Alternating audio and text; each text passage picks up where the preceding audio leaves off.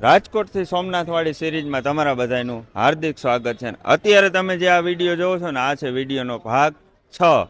અને અત્યાર લગી મેં તમને છે ને સામે દેખાતો ખાલી છે ને પહાડ જ દેખાડ્યો. ન્યા અમે ગયા નથી, તો અત્યારે તમને ન્યાય લઈ જાવ. અને સામે તમને છે ને મોટું એવું એક જો શિવલિંગ દેખાય ને, એની નીચે છે રઘુનાથ દ્વાર. તો ન્યા પણ અમે લોકો જાહું. અને જો આરતીમાં લાવો મળશે તો ત્યાં હે ને આરતીમાં લાવો લેશું, નકર પછી ખાલી દર્શન કરીને આવશું. તો ચાલો ફટાફટ 10,000 સીડીએ.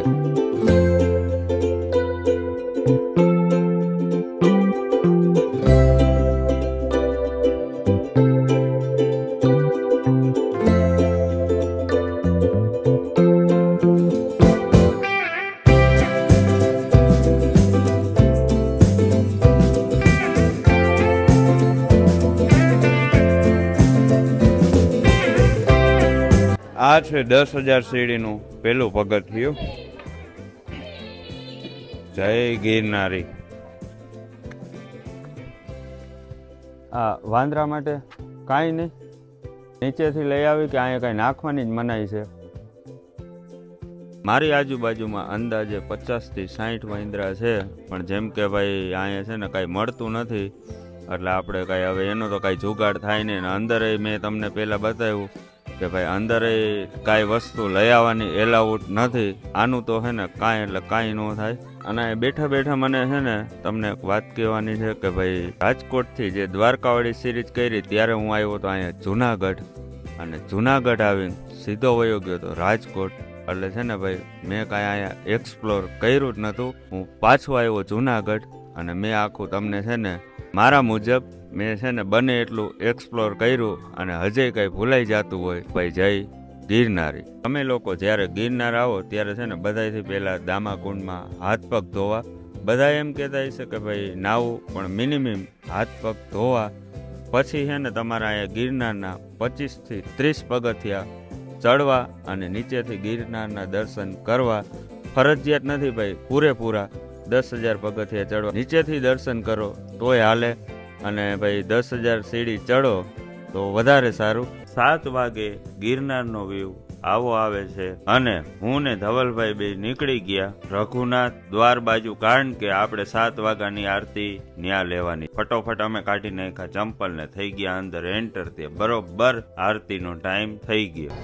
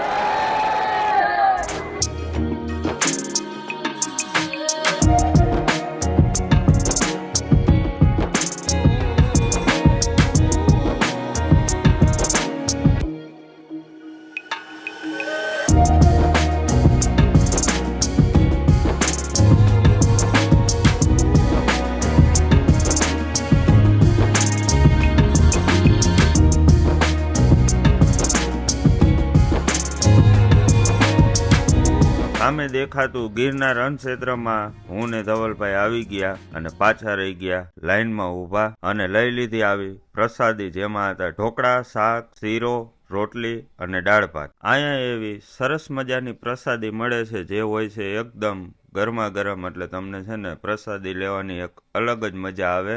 અને આજે અમારું ફોરેસ્ટ ખાતાનું રૂમ છે ને એકદમ એની બાજુમાં છે. રૂમની એકદમ બાજુમાં જ આપણું 11 નંબરનું વાહન રાખી દીધું હોય ચાર્જિંગમાં. સવાર થાય ત્યાં થઈ જાય 100%. આજે છે ને બહુ થાકી ગયા છે તો હવે છે ને અહીંયા સુઈ જાય. સવારમાં વહેલું ઉઠી 5 વાગ્યામાં નીકળવાનું છે સોમનાથ. તો 5 વાગ્યામાં તૈયાર થઈ જાઓ. થઈ જાઓ ને. ચાલો, ગુડ નાઇટ. Good morning. અત્યારમાં કેટલા વાગી ગયા છે જોઈ લેજે. મને નથી ખબર કેટલા વાગ્યા.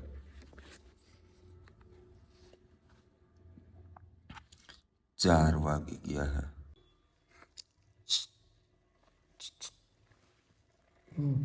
આવું નથી હે?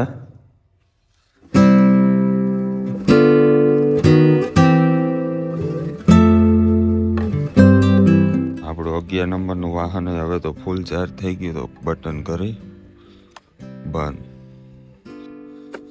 બધું વ્યવસ્થિત પેકિંગ કરી. હજી અંદર એટલો બધો સામાન છે એ બધું લઈ ફટોફટ અહીંયા રાખીને હાલો અત્યારમાં નીકળી.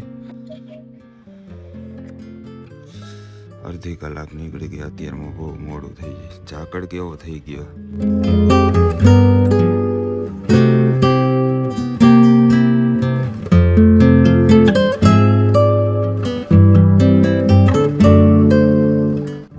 અત્યારમાં બધું જો આખું કેવું બધું સુમસાન છે.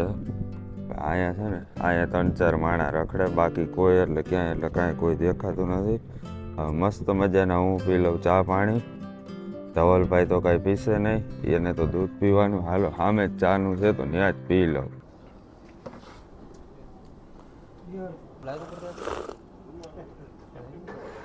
અમારી પાસે એક ઘરની બોટલ છે તો ભાઈ આખી છે ને ખાલી છે. તો હવે ક્યાંક છે ને રસ્તામાં પાણી ગોતી લઈ. ત્યાં જ મને સામે દેખાઈ ગઈ. નાઈને તો હાલો અહીંથી જ ભરી લઈ. સામે દેખાતો ભવનાથ ગેટને હવે આપણે કરી છીએ બાય બાય. પણ આપણા 11 નંબરના વાહનમાં વાંહેલા ટાયરમાં કાંઈક લોચો થઈ ગયો તો મેં 2 ટાયરમાં ભરી લીધી હવા. પંચરની દુકાને કોઈ એટલે કોઈ નથી અને ગીત વાગે છે તમને સંભળાવો.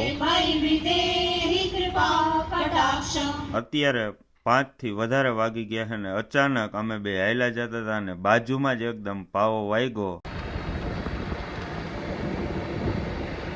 ટ્રેને તો મને ને ધવલભાઈને ફડકાવી દીધા. અને આ રસ્તો થોડોક ખરાબ છે એટલે કે થોડોક ખાડાવાળો છે ને વાતુમાં અમે પહોંચી ગયા હાઈવે પાસે. તો અહીંથી હવે આપણે ડાબી બાજુ વળી એટલે આવી જાહે સીધો સોમનાથ વાળો હાઈવે. અને અહીંયા પોગિંગ ભાઈ હું ને ધવલભાઈ એટલા બધા ખુશ થઈ ગયા ને કે ન પૂછો એની વાત. સોમનાથ 68 કિલોમીટર અને જો હવે છે ને સુમસાન જગ્યામાં અમને મળી ગયું આવું તાપણું.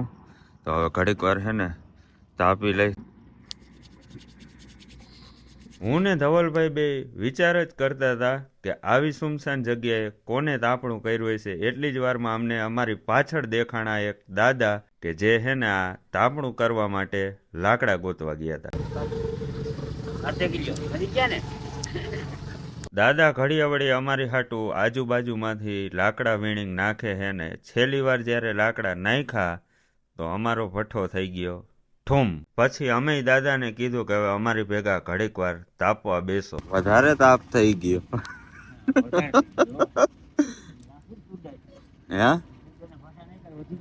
હા, અમે 3 જણાએ થઈને ઘણી બધી વાતો કરી. અહીંથી જવાનું મન નતું થતું તોય અમે પછી હળવે ઠંડીના થઈ ગયા હાલતા.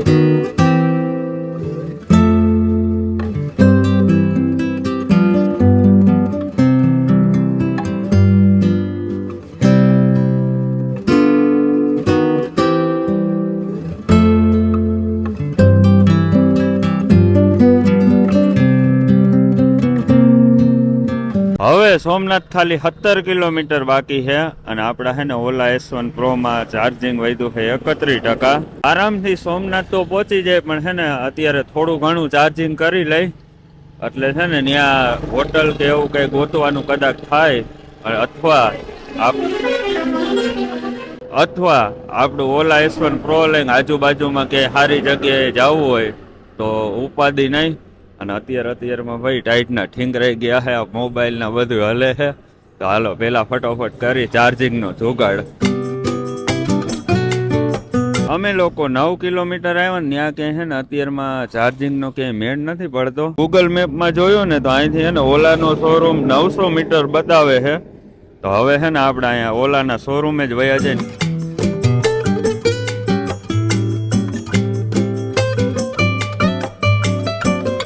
ચાર્જિંગ આપણું થઈ ગયું ચાલુ અને આવો કંઈક જો જુગાડ કર્યો છે.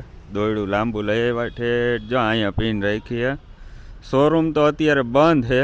ખાલી ભાઈ છે ને શોરૂમ જ બંધ નહીં, અહીંની તમને ખાલી એકવાર હાલત દેખાડું, તમે ખાલી છે ને જોતા રહી જાઓ. અહીંયા આવીને અમે તો છે ને બધું કંઈક યુનિક જ જોયું, દેખાડું તમને. જો થપા છે અને અહીંયા બાજુમાં છે ને રોયલ એનફિલ્ડનો શોરૂમ છે. તો એ ભાઈ એમ કહેતા હતા કે આ અહીંયા છે ને કંઈ નક્કી નથી રહેતું, ક્યારેક ખુલ્લું હોય અને ક્યારેક બંધ હોય.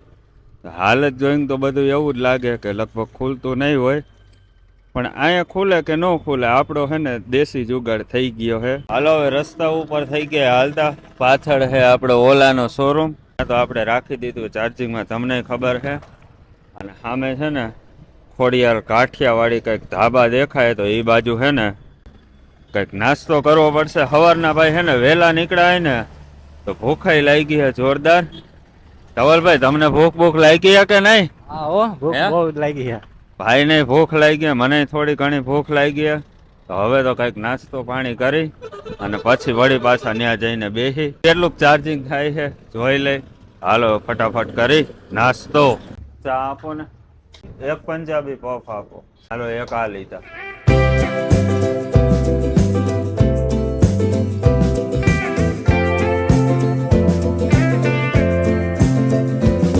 અહીંયા જે ટોયલેટ છે ને મસ્ત એવા ફ્રેશ થઈ ગયા. અને હવે છે ને 10 થી 15 મિનિટ અહીંયા મસ્ત એવા હિંચકા ખાય ને પછી આપણે જાય ઓલા S1 Pro પાસે. હળવે હું ધવલભાઈ બે હાલતા થયા ને પહોંચ્યા અમારી ગાડી પાસે. ને અમે વિચાર કર્યો કે ભાઈ હવે કાંઈ એટલે કાંઈ કામ નથી તો આટલામાં 2-3 કલાક રખડી.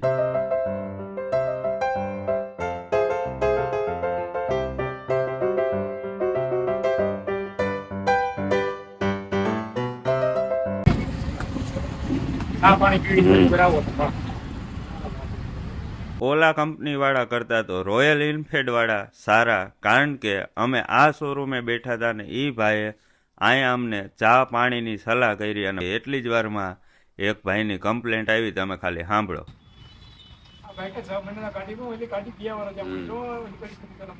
સામે દેખાય એ એક ભાઈ કમ્પ્લેન્ટ લઈને નથી આવ્યા. અત્યાર લગી અમે બેઠા ને 3 કલાકથી. અત્યાર લગીમાં ઓછામાં ઓછા 10 થી 12 જણા આવ્યા હતા કમ્પ્લેન્ટ લઈને. એમાંથી અત્યારે આ જે ભાઈ વ્હાઈટ શર્ટ વાળા રહ્યા ને એની ગાડી 2 વર્ષથી અહીંયા પડી છે, હજે કાંઈ એનો ઉકેલ આવ્યો નથી. સાંભળો તમે એની વાત. મોટર તો આવી ગઈ પણ એ કે તમારી 1 મિનિટ અમે શોરૂમ બંધ રાખ્યો તો તમારી બેટરી ડિસ્ચાર્જ થઈ ગઈ. એ મારો પ્રશ્ન થોડી છે. આ ભાઈનો જેવો પ્રોબ્લેમ છે એવો હજારો નહીં લાખો માણાનો પ્રોબ્લેમ છે. જો ઓલા કંપની વાળા આ મારો વિડીયો જોતો હોય તો પ્લીઝ સર્વિસ તમારી બેટર કરો. અત્યારે 12:42 થઈ ગઈ. તો હું ને ધવલભાઈ બે સામાન એવો ફટોફટ પેક કરતા હતા. એટલી જ વારમાં અમને દેખાણી અહીંયા રોયલ એનફિલ્ડની ડિલિવરી. તો હું ને ધવલભાઈ એ લોકોને જોતા હતા કે ભાઈ કેવી મસ્ત નવી ગાડી જ્યારે આપણે લીધી હોય ત્યારે આપણા મનમાં કેવી ખુશી હોય. આમ પહેલી વાર હેન્ડલ પકડી તો એ ભાઈ એનું હેન્ડલ પકડીને નીકળી ગયા ને હું ને ધવલભાઈ બે આ 11 નંબરના વાહનનું હેન્ડલ પકડીને નીકળી ગયા.